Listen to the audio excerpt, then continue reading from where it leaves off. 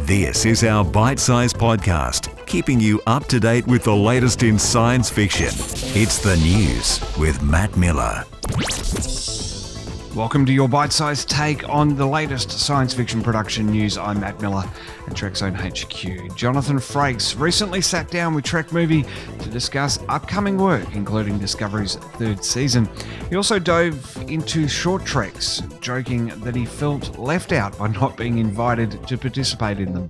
He commented that his crazy idea to pitch would be a musical number and noted that the dancing in Calypso was magical. Frakes was asked about Section 31, to which he replied that Strange New Worlds made more sense to do first at a network level, but that there was definitely movement on it.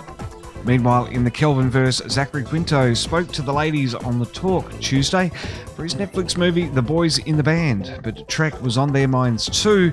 He commented that the cast are ready to return, but he appears to be in the dark about the master plan at Paramount, noting that it seems like a bit of a saturated market, but they are ready to be beamed aboard once again when called.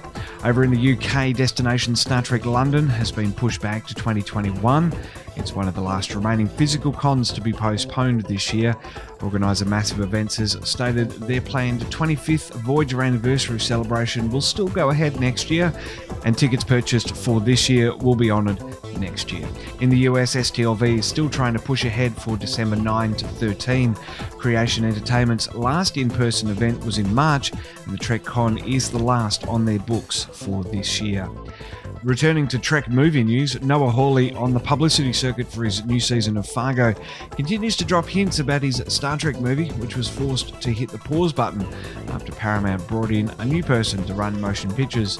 These hints continue to define his version to that of the Kelvinverse. In comments, he's said that Trek is not a war story. It's about creative problem solving, about exploration.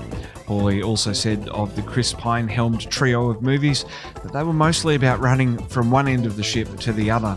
They're more action movies. We'll hear at Trekzone Lee Sargent zoomed back in for another chat about Star Trek Lower Decks. His thoughts have been renewed, have been reinvigorated. Some of the problems that he had with the show were addressed in preceding episodes from our original chat. You can catch that in episode number 464. Glenn Dakin's Star Trek Nerd Search is coming up in episode 467. That's a really cool new book from the British author.